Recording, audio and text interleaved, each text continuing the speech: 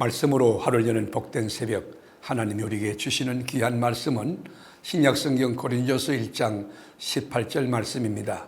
다 함께 성경을 펴시고 같이 말씀 속으로 들어가 보실까요?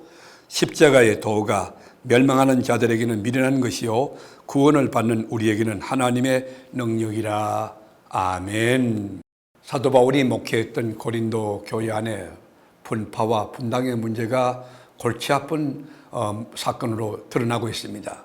여러분, 분열의 문제를 푸는 길은 인간의 지혜 아닙니다. 인간의 말이 아닙니다.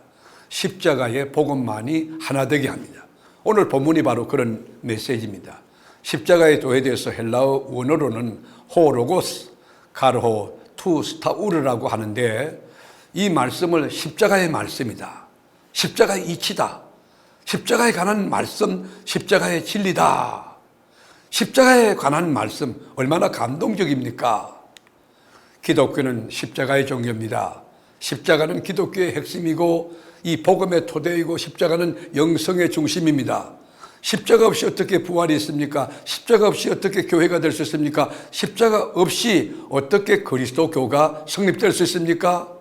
오순절의 성령의 역사도 십자가 까닭에 있던 것이고, 주님을 따르는 제자도도 십자가를 기초로 자기를 부인하고 자기 몫에 대해 십자가를 지고 주님을 쫓아가는 것, 그게 제자도 아닙니까? 많은 종교와 사상이 예수를 인정하고 존경을 표하기도 합니다. 그러나 저들이 하는 말 속에 있는 예수는 십자가가 없는 예수예요. 십자가와 그리스도의 죽음이 없다고 하면 그거는 기독교가 아니죠.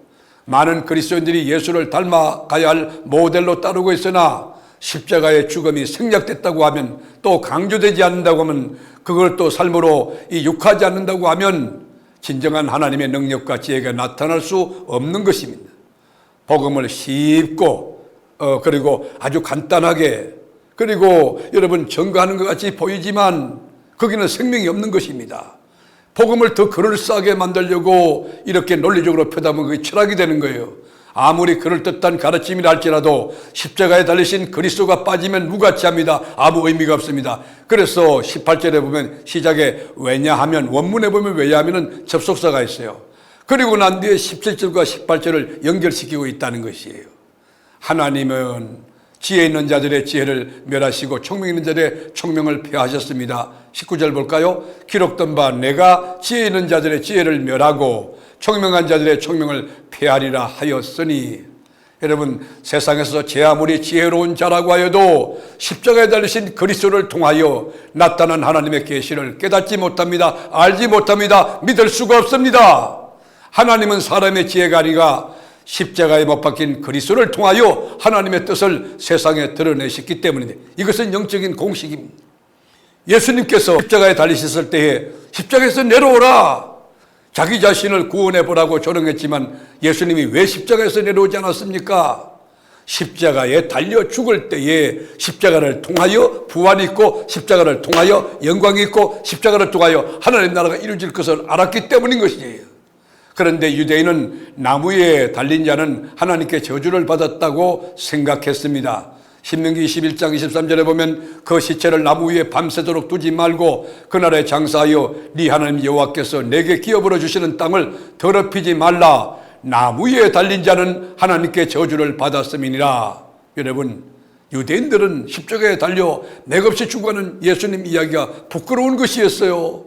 세상의 관점에서 볼 때, 세상의 지혜로 볼 때 하나님의 계신 이 십자가를 이해할 수 없는 것입니다. 그러나 구원을 받은 우리에게는 십자가가 얼마나 감격이 되는지, 십자가는 구원을 주시는 능력이 되는 것이고, 이 십자가의 도만이 우리의 산 소망이 되고 나의 전부가 되는 것 아닙니까? 사랑하는 교우 여러분, 우리가 전도할 때도 미련한 방법으로 전하는 거예요.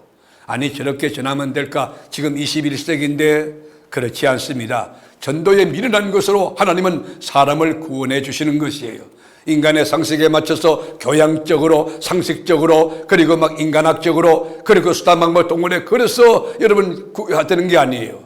주 예수를 믿으세요.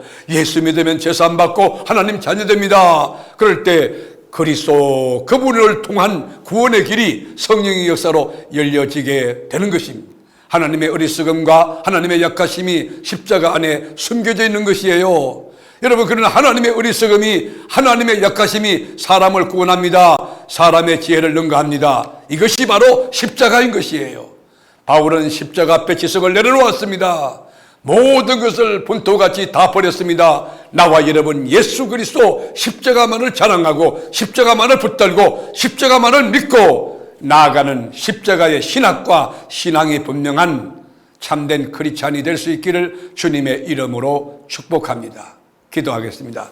주님, 십자가를 바라보며 구원의 능력을 감격으로 누리고 주님께 감사하는 바른 신앙인 우리 남은 순례길이 되게 하옵소서.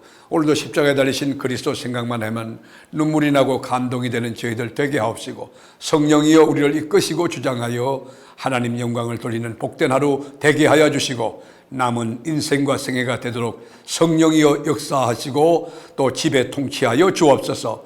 예수님의 이름으로 기도드립니다. 아멘.